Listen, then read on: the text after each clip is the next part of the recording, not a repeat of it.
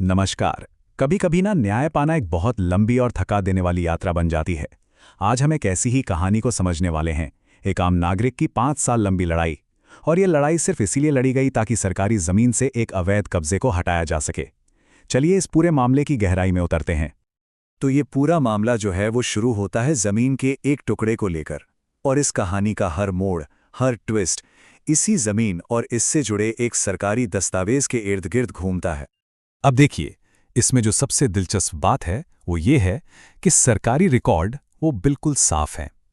खसरा नंबर 566 को सरकारी घास भूमि के तौर पर दर्ज किया गया है। इसका सीधा मतलब है कि कानून की नज़र में इस जमीन पर किया गया कोई भी प्राइवेट कंस्ट्रक्शन वो पहले दिन से ही पूरी तरह से गैर कानूनी था। तो इस कहानी में हमारे सामने 3 मुख्य किरदार हैं। एक तरफ है शिकायतकर्ता ओम सोनी, जो कि एक स्थानीय निवासी हैं, एक आम नागरिक। दूसरी तरफ हैं सुरेंद्र और शेष नारायण वर्मा, जिन पर जमीन पर अवैध कब्जा करने का आरोप है। और इन सबके बीच में है वो घर और दुकान जो उस विवादित सरकारी जमीन पर बना हुआ है। चलिए अब जरा टाइम में पीछे चलते हैं और देखते हैं कि जब ये मामला पहली बार लोकल एडमिनिस्ट्रेशन के सामने आया तो आखिर हुआ क्या था।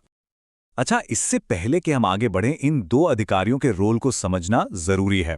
तहसीलदार जो हैं वो जमीनी स्तर पर मतलब ग्राउंड लेवल पर भूमि विवादों को देखते हैं और उनके फैसले के खिलाफ अपील जाती है उप विभागीय अधिकारी यानी एसडीओ के पास। एक तरह से समझिए कि ये प्रशासन की सीढ़ी के पहले 2 सबसे जरूरी पायदान हैं। जैसा कि इस टाइमलाइन पे दिख रहा है, ये प्रोसेस बहुत ही लंबा चला। देखिए, जनवरी 2020 में पहली शिकायत हुई, फिर 1 साल से भी ज्यादा समय बाद मार्च 2021 में जाकर तहसीलदार ने कब्जा हटाने का आदेश दिया। लेकिन फिर मामला अपील में चला गया और एसडीओ का अंतिम फैसला आने में 2 और साल लग गए। मतलब अप्रैल 2024 में जाकर यह फैसला आया। सोचिए, सिर्फ पहली लड़ाई जीतने में ही 4 साल से ज्यादा का वक्त लग गया। और ये उसी जीत का पक्का सबूत है। ये एसडीओ का ऑफिशियल ऑर्डर है जो साफ साफ कहता है कि कब्जा अवैध है और उसे हटाया जाना चाहिए। कागज पर तो शिकायतकर्ता को एक बहुत बड़ी जीत मिल चुकी थी। लेकिन कहानी यहां खत्म नहीं होती। असल में यहीं से असली चुनौती शुरू होती है, क्योंकि कानूनी आदेश मिलना एक बात है और उसे लागू करवाना वो बिल्कुल दूसरी बात है। तो सबसे बड़ा सवाल यही उठता है कि भाई, जब तहसीलदार और उनके सीनियर ऑफिसर एसडीओ दोनों ने कब्जा हटाने का ऑर्डर दे दिया था, तो फिर उस पर अमल क्यों नहीं हो रहा था?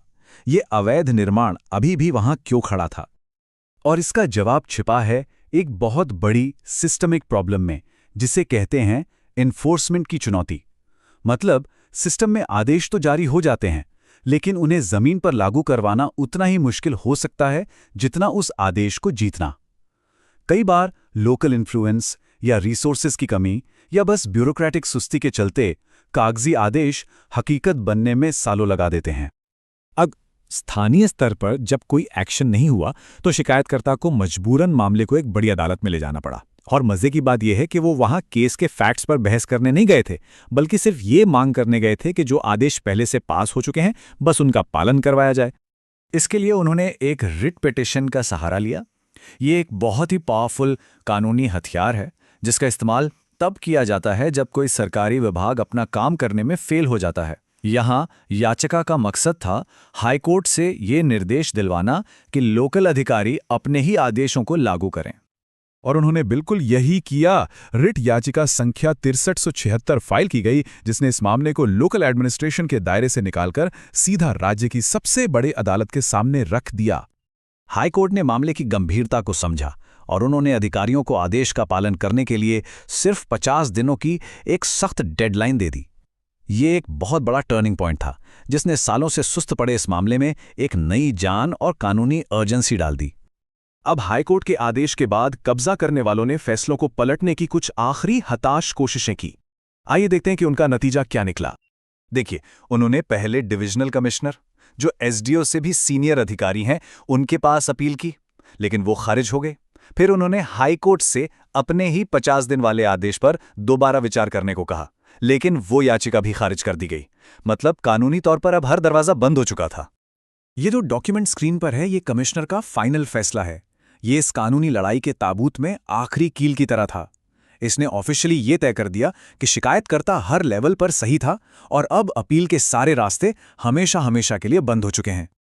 तो 5 साल से भी ज्यादा लंबे संघर्ष के बाद पहले तहसीलदार, फिर एसडीओ, फिर हाईकोर्ट और आखिर में कमिश्नर, सभी ने एक ही बात कही, कब्जा अवैध है और उसे हटना ही होगा। कानूनी तौर पर लड़ाई पूरी तरह से जीती जा चुकी थी। लेकिन यहां पर हम एक बहुत बड़े सवाल पर आकर रुक जाते हैं। जब सारे कानूनी रास्ते खत्म हो गए हों और जीत बिल्कुल साफ हो, तब भी न्याय मिलने में और कितनी देर लगती है? ये कहानी सिर्फ एक जमीन के टुकड़े की नहीं है, बल्कि हमारे सिस्टम से एक सवाल पूछती है। कागज पर मिला न्याय असल में न्याय कब बनता है?